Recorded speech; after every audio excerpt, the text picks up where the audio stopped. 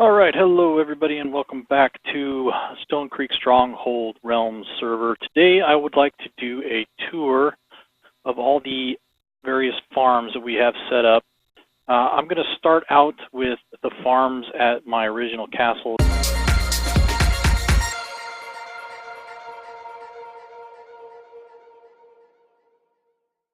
A combination XP farm and iron farm.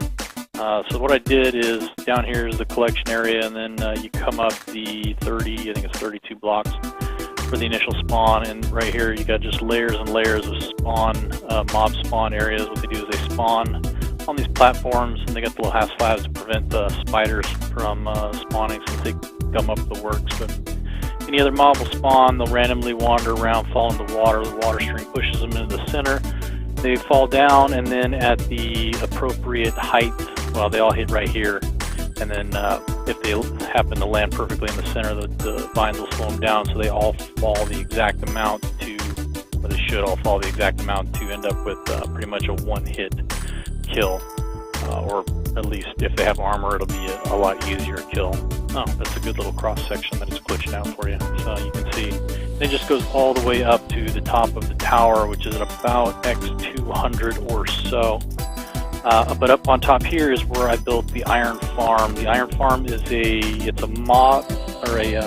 modification of Nim's iron farm that he did. His original iron farm has just the center one here, and as you can see, it's kind of glitching out with the change in the hitbox. It no longer functions quite properly. You can see the iron golems, they push on each other and prevent each other from falling. So that's one of the things I'm going to have to change up. The original design was before they did the villager having to be happy to breed. So what I did is when I modified, not only did I add the extra spawn platforms in here, but I also added in farming areas so that the villagers could breed each other. And because the farmers will farm and pass the potatoes to each other, or carrots, or whatever it is I put. I think it was potatoes. They'll pass them back and forth, feed each other, and they'll all get nice and happy. And what I did is I just trapped one at each one of these corners in glass so that they would keep this entire set of doors activated. It just increases the population size, which increases the golem spawn. There's been some glitches with it, like I said, with the change. Number one, the golems get stuck now due to their hitboxes, and then for some reason on this one corner, every so often a golem will spawn there, so I got to come up every so often and clear it out. But other than that, it's pretty good. I've never actually timed the drop rates, but it makes more than enough iron for me to do what I got to do to make all the different beacons and stuff that I put down. If they fall here, they get burned by the lava, collected, and then there's a very long hopper chest chain.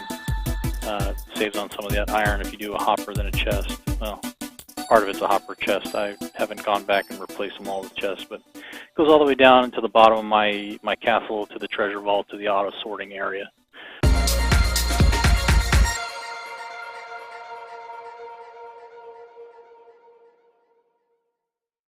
Here is my gold farm and rotten flesh farm. What it is maximum sized portals for the spawning of zombie pigmen. And so what happens is each one of these portals is 21 blocks high, and then they fit, I kind of made it to fit the castle because I built the castle first, and I just kind of built it into this spot. 21 blocks high and as wide. In the center they're 21 blocks wide, and then they taper off as it comes to the end. But what happens is the zombie pigmen will spawn in each one of these. You may or may not know that zombie pigmen spawning is based on the number of active blocks of nether portal, not just the portals themselves. It's the actual purple blocks here that actually that calculate how many zombie pigmen spawn. So maximum size 21 by 21 gives you the most. What I do is I just let the gap, it's low enough they'll just walk right off. But they'll walk down, they get into this center chamber here, and it pushes them all the way down here, at which point they'll drop down all the way down, way more than they need to. But they'll drop down, they get killed by the fall, and then their goodies get all picked up by the hoppers down there, and also goes straight into right here in my treasure vault collection area.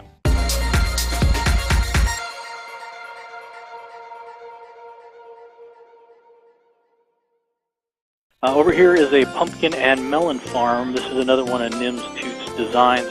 The way it works is it's modular, so you can add on more to the side, and then I modified it a little bit so that I could put more onto the top. What it is when every other one is a melon spot, and then a pumpkin spot on the other side. And what happens is this torch here, the redstone torch here, oh, there you go, you just saw it. The redstone current goes through, gets to the signal duplicator, hits the pumpkin or melon. That pumpkin or melon will transmit the signal through, which sends the signal up to this dropper. This dropper will then shoot the item up into the hopper. That hopper now has an item in it, which gets picked up by the comparator. The comparator sees it, that has an item, sends the signal out to here. It goes through there and into the piston back here. That piston pushes forward with the glass block, breaks the pumpkin or melon, which shoots it forward, gets picked up by these hoppers. That dropper then drops it back down, the block back down into the hopper, and waits for the next set of signals to come again. You can't have a solid block on top of the plants or they won't grow. So you have to either put glass or a lamp of some kind to do it. Every so often it'll glitch out and I'll have a pumpkin that gets stuck in here, so I come through, like I said, every so often and just kind of take a look around, like right here.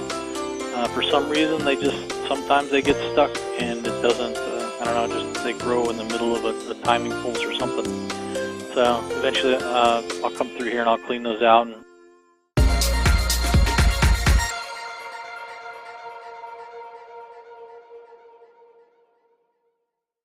the next one I'll cover here is the sugarcane farm. Again, it's another one of Nim's designs. I love Nim's designs. He makes them easy, and he makes it really follow. His tutorials are real easy to follow. So the way this is an improvement over his previous design. Actually, I might still have the previous design over here. I had, yeah, there it is. That's the original design. It's a single item here with a bud switch down at the end. The way it works is whenever this one plant at this end grows, it activates the bud switch this piston creates here, which will pulse it, and then that will pulse all of the other pistons in the back that push all of the sugar cane off the end into the hopper, which is good. It worked great. Problem being, it only has a single line of growing area. So his new design, this one, is much better. It's got double the line, and it uses the newer goo blocks to work, where they connect to each other and they don't connect to anything else, kind of thing. It works real well. The difference being is this one's now on a timer, which is actually a good thing, because the other one, it had to wait for that one specific one to grow, so everything else could be fully grown, and it wouldn't activate until that one on the end grew. This one will activate every so many seconds and push it off. The way this is set up is I have it stacked on top of each other so that there's only one single timer down at the bottom that activates everything right over here. It's a hopper timer, so this one timer will activate all of the rows, which saves on the redstone pulse ticks and lag times and all that stuff. There you go, you can see it pushing everything off. I don't know why zombies are spawning in there. Every so often they do. It's something I'll have to look into. But anyway, the way it works is it's kind of the same as the other one. You got two rows here. The water is enough to keep this side activated. Underneath there is another set of water right here to activate these dirt so that you can plant the sugar cane on them. Behind it is just a couple of pistons for the goo blocks, and it pushes the entire row forward, which pushes all of these, and because of the spring action of the goo blocks, it'll actually push them all the way until they hit the wall, and they'll fall down into the water and down into the bottom where the hopper collector's at. And then the signal from the timer is pulsed up right here on this one tower. The whole thing is made out of, I made it out of furnaces, because I have lots and lots of cobblestone from where I cleaned out my castle. But you can also make it out of melons or anything else that can't be pushed by the goo blocks.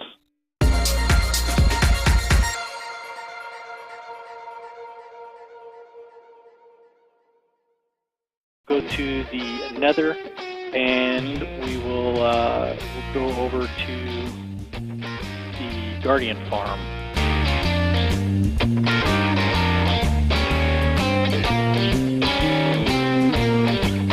Alright, we are here at the Guardian Farm. This one was built on, obviously, a Guardian water temple. We spent several hours cleaning it out, putting sand around it, sucking all the water out with sponges and building it. The way this one works is there's a cage up here for the Guardians to spawn in. The Guardians will only spawn in the vicinity of the sea temples. The way it works is the water up here, the Guardians will spawn here because of the open air all the way around. They can't spawn anywhere else. This outlines the outer boundaries of the sea temple, so they can't spawn outside in the water out here in the ocean because it's outside of the boundary. So they can only spawn in this water. And so when you're the only one online, you get here and a whole bunch of them will spawn. They fall. They'll swim around. For some reason, they're kind of affected by gravity, and that they'll sink a lot of times. Unless they're actively trying to attack something, they'll start to sink. They sink down, they'll hit this air gap here and fall through. The water all flows to the center and pushes them in. The glass is to prevent them from hopping and bouncing. They'll hit this, they'll slide right underneath into the drop. They'll drop all the way down and they'll die when they hit the bottom.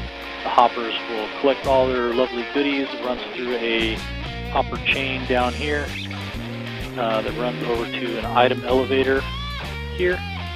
The item elevator I built goes up, and then it uses the item hopper filters to filter out all the items. As you can see, they drop a load of fish. We are always full of fish over here. So they put all the fish. Fish goes out there, and then it's I added the chest here for the prismarine and the shards, and then every so often you'll get some squid that'll spawn up there, and the Guardians will kill them, so we'll end up with some ink.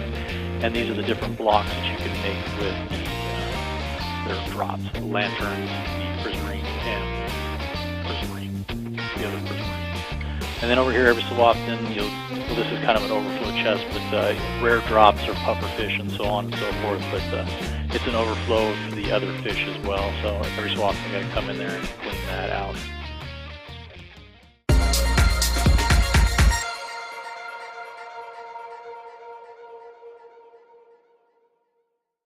We'll head back to the Nether now, and I will take you to the Blaze Farm.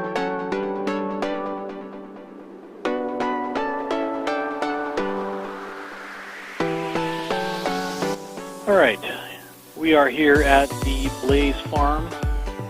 I have two Blaze Farms. This is the only one that's really operational right now. I messed up the design of the other one. I'm going to have to go back and modify it. But this is a combination of two different farms. One was done by Nims again. The timing blocks here that you see were Nims' design, heavily modified, but the original designs were his for his Blaze Farm.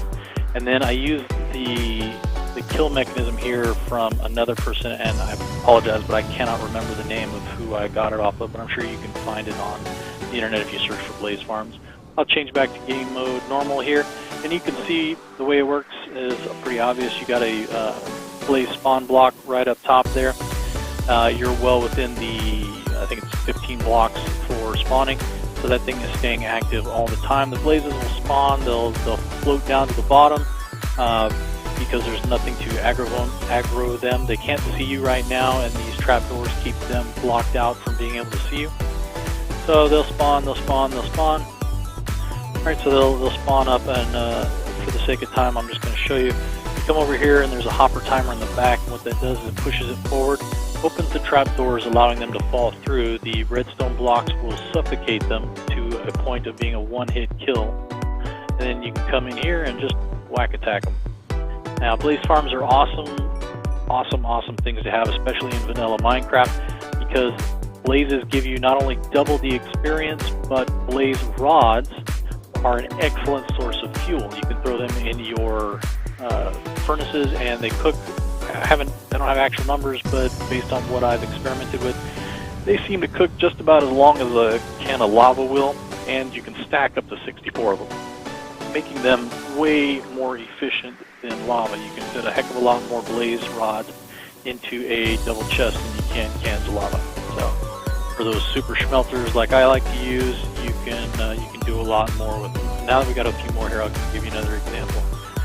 click it, they drop. And the nice thing is that trap door, when it comes back up, it'll block all of the new ones from being able to drop down. And so you don't have to worry about whacking one. See right there, he falls down and he gets stuck. Even if they're on top of the redstone blocks, the trapdoor falls up faster, or goes up faster than the blazes can fall, which will keep them separated. So you don't have to worry about whacking one of these guys that hasn't been crushed and aggroing the rest.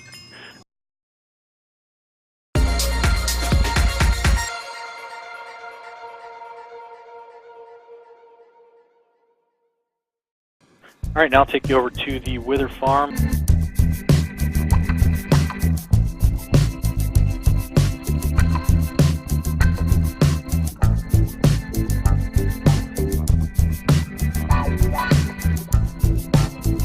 The way it works is you come down here. Apparently somebody was here recently because there's still experience everywhere. The way this one works is based on the Wither taco design. Wait for my game to catch up to me. It's based on the Wither taco design. If you can go on and just Google the Wither taco and you'll see exactly what I'm talking about. I didn't make the full taco. I only did the bottom row. But the way it works is this is an intersection. If you've done any research on Wither spawns, you know that the best place to get the Wither spawns is where two intersections meet that don't have buildings and yada yada. And so many blocks for each direction. Well, this square right here is built on one said block. So this entire area right here is a Wither spawn arena, all the way from the bottom floor to the top floor. And so the way it works is the Wither skeletons will spawn on any of these blocks. The train cars will pick them up. They'll come on down and they'll hit this detector rail here, and just based on the north, south, east, west layout of this block, this farm, it'll kick them out and it'll kick them over to the right and back one block, which is why they're placed there, because it kicks them out right over the top of this hole. So it'll kick them out, they'll fall down the hole, they'll take a little bit of fall damage, and then everything else that spawns up there, whether it be regular skeletons or zombie pigments or whatever, will fall down, they'll take the fall damage, and then they'll get crushed by these crusher blocks here. And I'm going to change my game mode so you guys can get a look at it. So there's a timer. There you go. You saw it pulse, and what it is just the goo blocks will grab those blocks, and there's a timer I have set up here. It just does a build-up charge timer. It'll pulse and activate all these pistons at the same time. And it'll open it up just long enough for the Wither or whatever to fall through, and everything except the Wither will get crushed, because the Wither hitbox is higher than 2 blocks. So everything else stands here, their feet here and their head there. They get crushed and they die, and the Withers will still be alive, so you can walk through with everything else being crushed and just kill the Withers to your heart's content. Not really concerned about anything being aggroed except pigments, so you just try to avoid hitting the pigment. There's a safe place here. You can, for those people who like to AFK while you're doing your farming and come back here, it's still within the area, the 128 blocks to keep that whole thing activated, so you can just stand here and wait. And the Withers will spawn up there, they'll get trapped, and they'll come down. And then all of the drops get picked up by this double hopper, for the hoppers here, and they all get brought down here.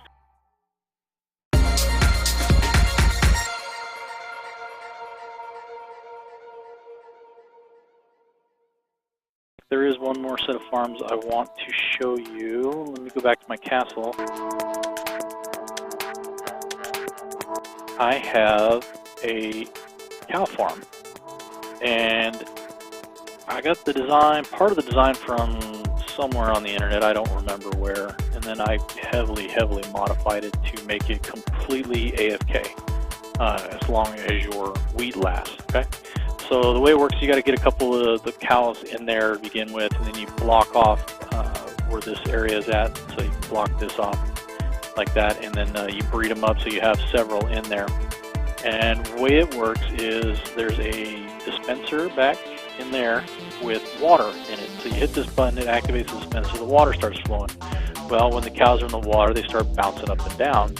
And so you fill up your dispenser here and these 2 hoppers here with wheat. And then you fill your inventory all but one spot on your hotbar with something other than wheat. And then you stand right here And you'll see when I turn this on, that'll activate that clock, and that clock activates this piston. You stand right here, aiming at the cows, and then you just right-click, and it'll automatically just keep breeding. And so if you leave the water on, and as soon as they become eligible to breed again, you're already breeding them because you're getting all that wheat. See, and they breed, the water pushes the babies off down to this hole. Then all you gotta do is wait for them to grow up. I know there's several designs out there that do automatic cooking and everything for your cows.